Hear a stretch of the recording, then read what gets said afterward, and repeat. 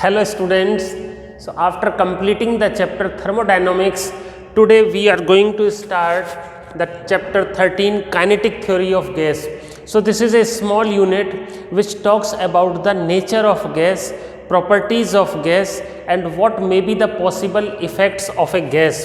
So kinetic theory of gas is the name given to the chapter because the behavior of gas is kinetic. Actual में होता क्या है कि किसी भी गैस के जो मॉलिक्यूल्स होते हैं they are always in random motion. Gas के मॉलिक्यूल्स हमेशा इधर उधर डिफरेंट डायरेक्शंस में रैंडमली मूव करते रहते हैं, तो इसलिए वो काइनेटिक कंडीशन में हमेशा होते हैं और वो काइनेटिक कंडीशन में होने की वजह से उसका जो एनर्जी होता है वो काइनेटिक एनर्जी होती है और उसका जो बिहेवियर होता है वो काइनेटिक बिहेवियर होता है.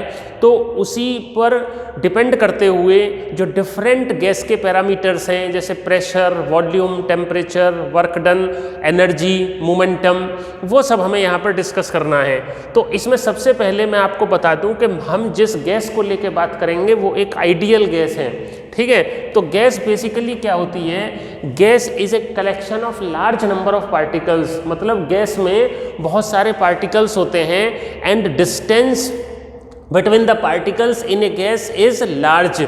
ओके, तो इस तरह से गैस की जो डेंसिटी है वो कम होती है लिक्विड और सॉलिड के कंपैरिजन में. अब ये आइडियल गैस क्या होती है ये मैं आपको थर्मोडायनामिक्स के चैप्टर में पहले ही बता चुका हूँ कि ideal gas is a gas in which size of molecules is very small in comparison to travel distance by them. Okay, और दूसरा क्या होता है, आइडियल गैस के मॉलिक्यूल्स के बीच में किसी तरह का कोई इंटरेक्शन नहीं होता, कोई फोर्स नहीं होता. तो आइडियल गैस के मॉलिक्यूल्स की जो एनर्जी होती है वो केवल और केवल काइनेटिक एनर्जी ही होती है, कोई पोटेंशियल एनर्जी आइडियल गैस के मॉलिक्यूल्स की नहीं होती.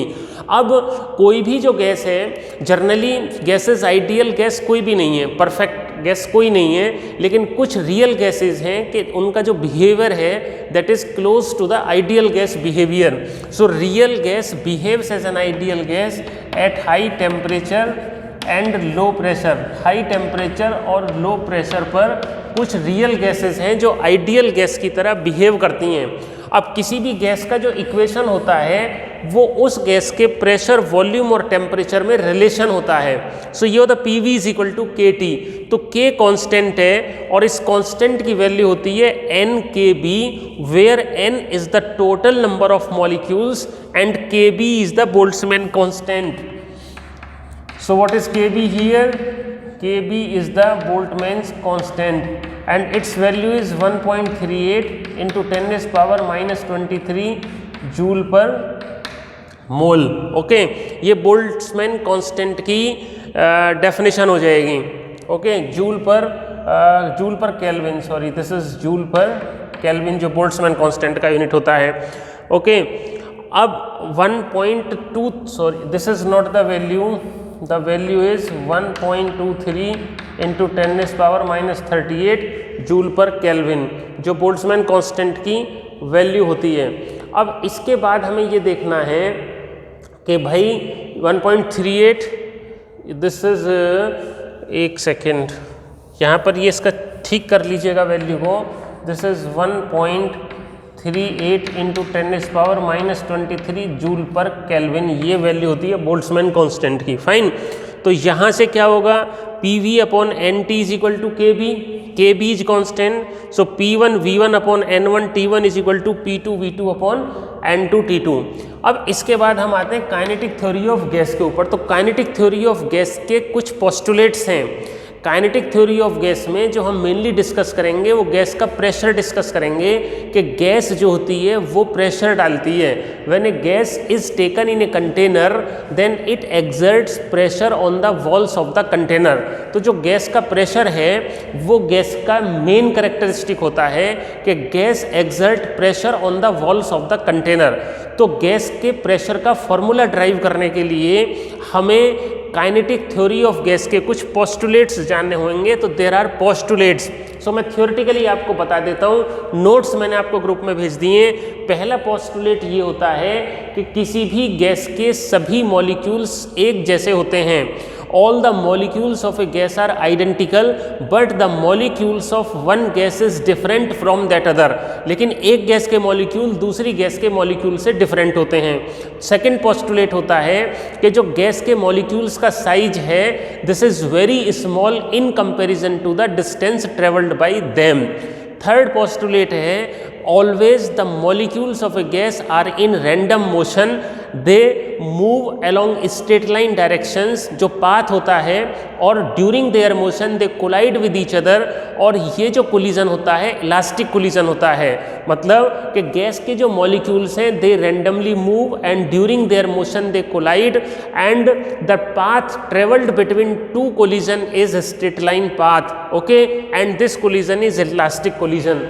फोर्थ पोस्टुलेट होता है कि जो न्यूटन्स लॉज ऑफ मोशन है दे आर ओबेड। अब चूंकि इलास्टिक कोलिजन है तो जो न्यूटनियन मैकेनिक्स है Newton's laws of motion are obeyed, okay.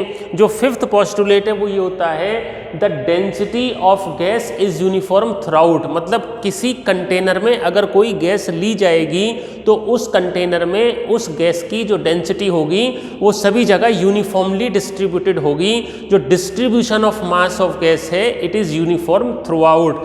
जो नेक्स्ट पोस्टुलेट है वो है the collision of molecules is instantaneous, मतलब ऐसा नहीं है कि एक गैस पार्टिकल दूसरे पार्टिकल से कोलाइड हुआ तो कोलिजन का टाइम बहुत कम होता है, काफ़ी कम होता है कोलिजन का time, the collision is instantaneous.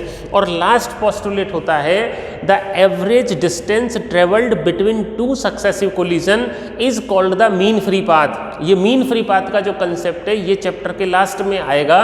और जो सक्सेसिव कोलिजन्स मतलब गैस के जो पार्टिकल्स हैं मॉलिक्यूल्स हैं they are randomly moving and colliding with each other, the time between two successive collision is called the relaxation time. So after studying these postulates, keeping in mind all these postulates, we derive an expression for pressure exerted by a gas. This is an important aspect of this chapter क्योंकि किसी भी gas का जो main feature होता है वो उस gas का प्रेशर ही होता है। कोई भी गैस कंटेनर की वॉल्स पर प्रेशर डालती है, okay. So expression for pressure exerted by a gas. So इसके लिए हमने क्या किया है, एक 3 डायमेंशनल क्यूबिकल बॉक्स ले लिया, okay. A 3 dimensional cubical box is taken और उसके अंदर n number of molecules per unit volume. ये ध्यान रखना है ये जो टर्म n है small n, this is very important, इसको हम बोलते हैं number density. This is also called number density of molecules. Molecules की ये नंबर डेंसिटी भी होती है और इसका मतलब होता है number of molecules per unit volume. तो अगर मेरे को number of molecules per unit volume मालूम है तो मैं गैस के किसी भी वॉल्यूम में टोटल नंबर ऑफ मॉलिक्यूल्स निकाल सकता हूँ, ठीक है। अब हमने क्या कंसीडर किया, हमें गैस का प्रेशर निकालना है। तो गैस के या लिक्विड के प्रेशर की प्रॉपर्टी होती है कि gas pressure is same in all the directions. कोई भी गैस जब कंटेनर में ली जाएगी तो वो सभी वॉल्स पर इक्वल प्रेशर डालेगी। ऐसा नहीं है जैसे मान लो ये रूम है, इसमें एयर है तो एयर का प्रेशर इस वॉल पे अलग है, इस वॉल पे अलग है, ऊपर नहीं, equal pressure in all the directions. So हम किसी भी डायरेक्शन में प्रेशर निकालेंगे वही प्रेशर एक्सर्टेड बाय गैस होगा। तो हम क्या करते हैं, हम एक्स एक्सिस के अलोंग प्रेशर कितना, एक्स एक्सिस के अलोंग कितना गैस के मॉलिक्यूल्स कोलिजन की वजह से प्रेशर डाल रहे हैं एक्स एक्सिस के परपेंडिकुलर वाली फेस पर। तो हमने क्या एज्यूम किया है कि m मास का कोई पार्टिकल है वो vx वेलोसिटी से पॉजिटिव x डायरेक्शन की तरफ चलते हुए कोलाइड करता है सामने वाली फेस पर और वापस फिर आता है। अब चूंकि कोलिजन इलास्टिक है तो स्पीड कितना होगा vx, वेलोसिटी कितना होगा minus vx, so change in momentum कितना हो गया minus vx। So when A particle moving with velocity vx strikes the opposite face of the cubical box and reflects back with the same speed, then change in momentum is equal to minus 2m vx, because final minus initial momentum m vx है, final momentum minus M V X है। ये ध्यान रखना, momentum is equal to mass into velocity. तो जब particle opposite direction में reflect होकर आएगा तो उसका मोमेंटम होगा माइनस एम वी एक्स। तो ये हो गया माइनस 2m vx। अब जितना मोमेंटम पार्टिकल का लॉस हुआ है उतना ही मोमेंटम वॉल को ट्रांसफर होएगा। So conservation of linear momentum, change in momentum gain is equal to momentum lost by the particle is equal to momentum gained by the wall, opposite wall. So momentum transferred to wall is equal to plus 2mvx। Okay, अब देखिए क्या होता है, plus 2mvx का momentum, plus 2mvx momentum opposite face पर transfer हो रहा है एक पार्टिकल से। अब हमें ये देखना है कि कितने गैस के पार्टिकल्स अपोजिट फेस पर जो पॉजिटिव एक्स एक्सिस के अलोंग मूव कर रहे हैं वो सामने वाली फेस पर कोलाइड करते हैं। तो अब लेंथ हो गई इसकी L, जो इसकी साइड है वो कितनी है L, एरिया हो गया मान लो A, तो वॉल्यूम कितना हो गया L into A, volume is equal to area into length. Okay, और यूनिट वॉल्यूम में नंबर ऑफ पार्टिकल्स n है, तो टोटल नंबर ऑफ पार्टिकल्स हो गए NaL, मतलब एक्स एक्सिस के अलोंग जो वॉल्यूम बैठेगा, एक्स एक्सिस के अलोंग जो लेंथ लेंगे और उसके सामने वाली फेस का एरिया लेंगे, तो टोटल वॉल्यूम होगा A into L. Unit volume में नंबर ऑफ इलेक्ट्रॉन्स n है, तो टोटल हो गए NaL। सो NaL हमारे टोटल नंबर ऑफ मॉलिक्यूल्स हो गए जो पॉजिटिव, जो एक्स एक्सिस के अलोंग मूव कर रहे हैं। अब ऑन एन एवरेज मॉलिक्यूल्स हो गए, इलेक्ट्रॉन नहीं है, मॉलिक्यूल्स। तो अब एवरेजली हम क्या लेंगे, हम ये मान के चलते हैं कि जितने मॉलिक्यूल्स पॉजिटिव एक्स एक्सिस के अलोंग है उतने ही नेगेटिव के अलोंग है, तो पॉजिटिव के अलोंग हम टोटल का हाफ कर देंगे। So number of molecules along positive x axis is equal to 1/2 NaL। तो टोटल मोमेंटम कितना ट्रांसफर्ड हुआ बॉल को पॉजिटिव एक्स एक्सिस के अलोंग, ये हो गया हमारा टोटल नंबर ऑफ, अगर हम एक मॉलिक्यूल का momentum, if this momentum of one molecule is multiplied by the total number of molecules, then we can write the total momentum delivered by the all molecules 2mvx into half NaL।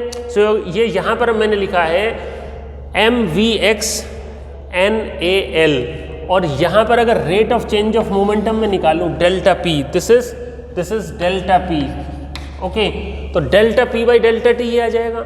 अब ये length upon time, मतलब L distance travel किया, तो distance upon time हो गई speed, और ये भी स्पीड vx और ये vx, तो ये हो गया vx square. So mvx square a। तो फोर्स, अब ये चेंज इन मोमेंटम किसके इक्वल होता है, change in momentum per unit time is equal to the force. So force along x axis is equal to mn vx square a। और आपको मालूम है कि प्रेशर क्या होता है, फोर्स अपॉन एरिया।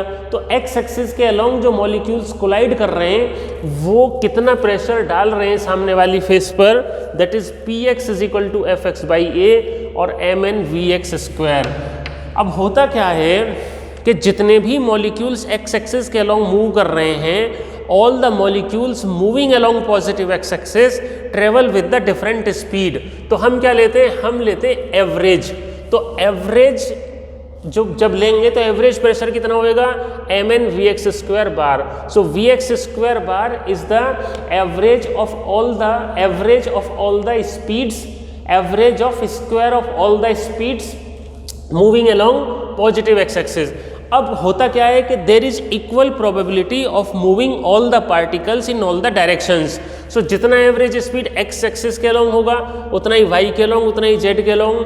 तो v इसको, अब इन तीनों को, मतलब जो कांस्टेंट स्पीड, एक्चुअल में स्पीड तो चेंज होती रहती है, तो हमने एक्स वाई जेड के लॉन्ग एवरेज लिया। अब इन ऑल द डायरेक्शंस जो एवरेज होता है वो होता है रूट मीन स्क्वायर। सो हम यहाँ पर कंसेप्ट लेके चलते हैं रूट मीन स्क्वायर का। रूट मीन स्क्वायर का मतलब ये होता है कि जितनी भी वेलोसिटीज़ हैं उन सब का स्क्वायर करना है, उसके बाद उसका मीन लेना है, उसके बाद उसका स्क्वायर रूट लेना है, तो वो बन जाएगा VRMS square. This is VX square bar plus VZ square, because resultant velocity तो यही होगी, एक्स एक्सिस के लॉन्ग VX, वाई के लॉन्ग VY, जेड के लॉन्ग VZ। तो टोटल कितना हो गया VX square plus VY square plus VZ square. अब ये तीनों इक्वल है तो VX स्क्वायर हो गई 1/3 VRMS स्क्वायर। सो इस तरह से प्रेशर का फॉर्मूला आ गया P is equal to 1/3 MN VRMS square. So this is very important derivation which we have done. अब यहाँ से हम इंपॉर्टेंट कंक्लूजन निकालेंगे। आपको एक तो ये ध्यान रखना है स्टूडेंट्स कि pressure formula is P is equal to 1/3 m n VRMS square.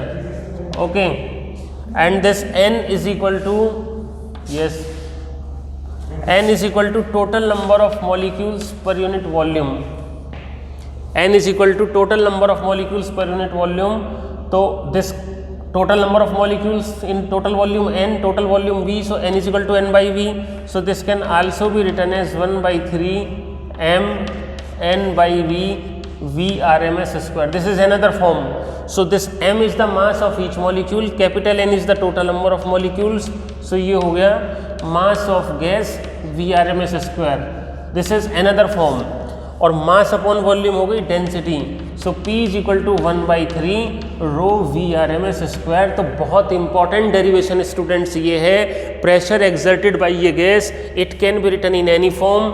P is equal to 1 by 3 m n VRMS square, P is equal to 1 by 3 m into n by V VRMS square, P is equal to 1 by 3 m by V VRMS square, और P is equal to 1 by 3 rho VRMS square. So इतना topic आप ध्यान से समझ लें. आज की class में मैंने आपको बताया कि गैस क्या होती है, आइडियल गैस के क्या क्या फीचर्स हैं, क्या आइडियल गैस का इक्वेशन है, और जो काइनेटिक थ्योरी ऑफ गैस है उसके postulates. And using the postulates of kinetic theory of gas we have derived the expression for pressure exerted by a gas in different forms. So all the forms are equally important. They can be used anywhere to study the theory of the gas. So next class में हम इसका different behavior जो gas का होता है using the kinetic theory study करेंगे. Okay, thank you and thank you so much.